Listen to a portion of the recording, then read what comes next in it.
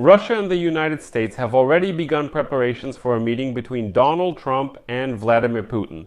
This was announced today to Russian media by Yuri Ushakov, an aide to the Kremlin dictator. At the same time, American media report that Trump has indeed given the order to urgently prepare such a meeting with Putin. But this is where the first inconsistencies appeared. The Russian side insists that it is Trump who is asking for a meeting with Putin, while Washington claims that the request for a meeting actually came from the Kremlin. In addition, Trump insists on a meeting between Putin and Zelensky, but the Kremlin rejects such a meeting. Although later Putin himself stated that he was ready to meet with Zelensky and that the desire for a meeting between the presidents of Russia and the United States was supposedly mutual. He urged not to seek who initiated the meeting, suggesting someone is benefiting and feeling guilty about it. But Zelensky, who is now in contact with Europeans, stated that he is preparing at least 3 different formats of meetings between leaders to achieve peace in Ukraine. United States Secretary of State Marco Rubio stated that Trump will agree to a meeting with Putin only if it leads to an end to the war. If Putin tries to stall again, the meeting simply won't take place. So let's now go through and analyze everything that is known about the preparations for the Trump-Putin meeting, what goals both sides are pursuing, and what position Ukraine and, by the way, the European Union are taking. I'm Alexei Pechi, it's August 7th, let's review everything step by step. But before we begin, I ask you to subscribe to this channel, like the video, leave any comment, and be sure to subscribe to my Telegram channel, Pechi News. The link to it is in the description of this video. So Russia and the United States have already started preparing for a meeting between Donald Trump and Vladimir. This was announced today by Yuri Ushakov, an aide to the Kremlin dictator. Quote, "An agreement has been reached to hold a meeting between Putin and Trump in the coming days. The parties have started working on it." It's funny that Ushakov said, quote, "At the suggestion of the American side, an agreement was reached to hold a bilateral meeting between Putin and Trump in the coming days." Although yesterday the White House made it clear that it was Russia who proposed such a meeting. And earlier, Donald Trump himself insisted that even Witkov's visit to Moscow was also at the Kremlin's request. He said directly that Putin asked to send Witkov to him to pass something on to the American president. Later today, Putin himself stated that the desire for the meeting was mutual, and there's no need, he said, to look for who was the initiator here.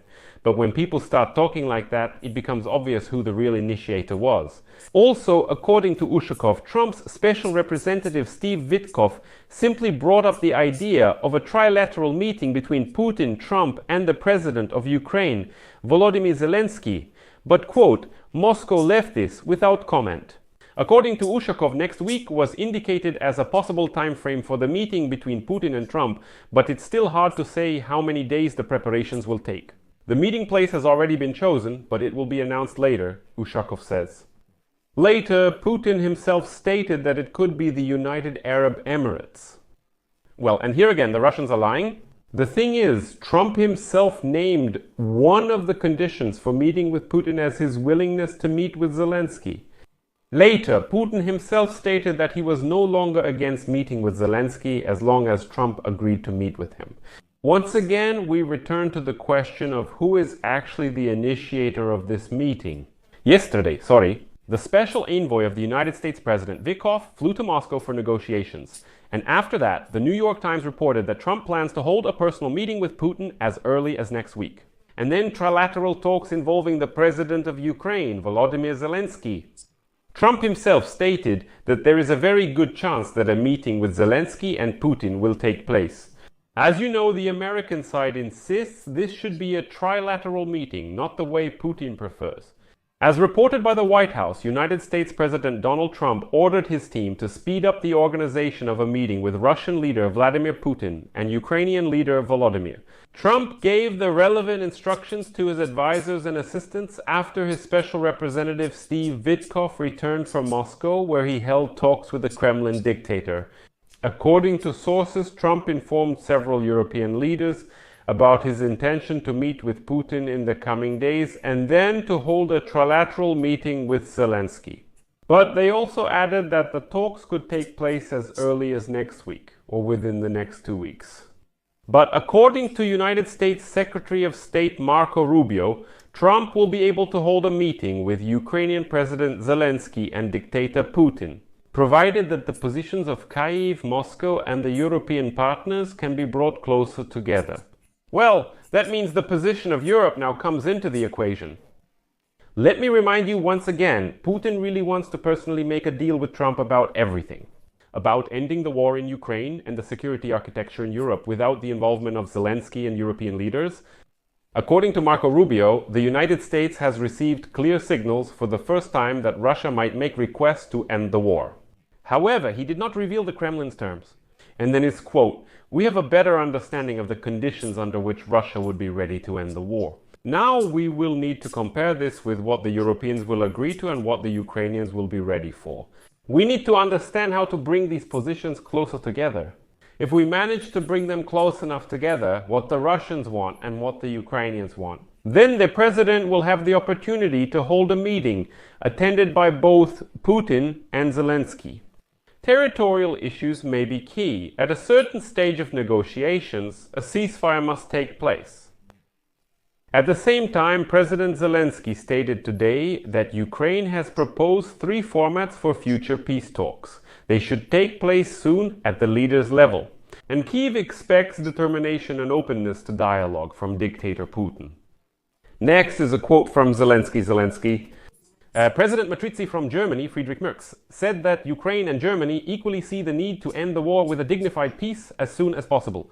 And the parameters for ending this war will determine the security conditions for Europe for decades to come.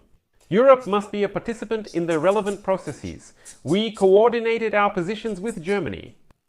Next, Zelensky also said that security advisors will hold an online meeting today to coordinate the common views of Ukraine, Europe, and the United States. And what about next? Zelensky stated that various potential formats for meetings for the sake of peace at the leaders' level in the near future were discussed with Trump. These are 2 bilateral formats and 1 trilateral format. That is, Trump will meet separately with Putin, separately with Zelensky, and only then will a trilateral meeting of Trump, Putin, and Zelensky take place. And this option is also being discussed in Washington right now. But Trump still insists that Putin should stop being afraid and finally meet with Zelensky. And Putin's strong reluctance to meet with Zelensky is explained very simply. Putin is now trying to drag Donald Trump back into his laboratory again. Putin can once again play with the American president, using diplomatic maneuvers as a delaying tactic. The long-standing skepticism in Washington about the Kremlin's intentions has only intensified after Russia's recent attacks on Ukrainian cities.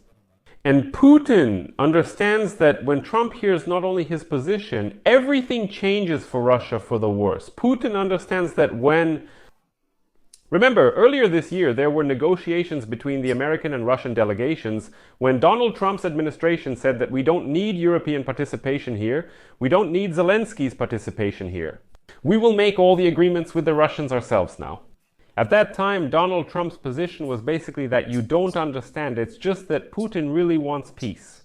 It's Zelensky who's preventing a peace deal. It's Zelensky and Biden who are to blame for the war continuing. The Russians are innocent and pure. They really want the war to end.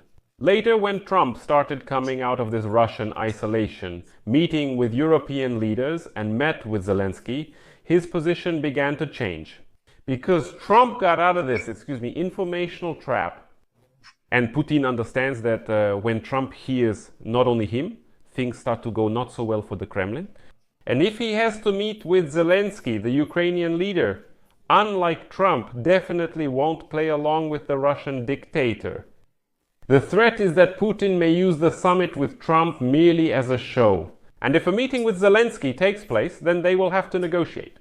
Or later explain to Trump why they failed to reach an agreement. You remember, right? According to Trump, Putin really wants peace. He always wanted peace, but someone was always getting in his way. Something was always stopping him. Now he suddenly has to meet with Zelensky and actually negotiate. Who's interfering now? Now Russia can offer Trump such a temporary concession. For example, this could be stopping airstrikes, but at the same time continuing the offensive in eastern Ukraine to strengthen their positions. There is also a risk that Putin will try to persuade Trump to agree to a deal that will cement the occupation of Ukrainian territories and stop Kyiv's aspirations to join NATO. If Zelensky is part of this conversation, then all these attempts will immediately fall apart. Another potential approach for Russia would be to encourage Trump to divert attention away from Ukraine. How exactly? Perhaps by promising negotiations on a new nuclear arms control agreement. For example, something that would increase the influence of, say, Trump, or some significant economic cooperation that would appeal to Trump's deal-making instincts. So Putin could say, listen, we also have rare earth metals, you're struggling with China, we have them, let us sell them to you, let us send our gas and oil to Europe through you. All of this is a big deal. Let's make some major deal. But what about Ukraine? Listen, shouldn't it spoil our wonderful mutual relations? In addition, Moscow has long been trying to play on Trump's skepticism about continuing the war. Like, listen, stop helping Ukraine, the Russians will capture some more part of the country, and pretty quickly at that, and then everything will end very quickly. And the Russians will publicly acknowledge that Donald Trump personally contributed to this, that he contributed to ending the war. If not for him, this wouldn't have occurred. That's why it's going to be very important to keep a very close eye on the negotiations. So I'll leave it at that for now. Share your opinions and conclusions in the comments under this episode, subscribe to the channel, hit the bell, and don't forget to like the video. That's all for now. Take care. Goodbye, everyone.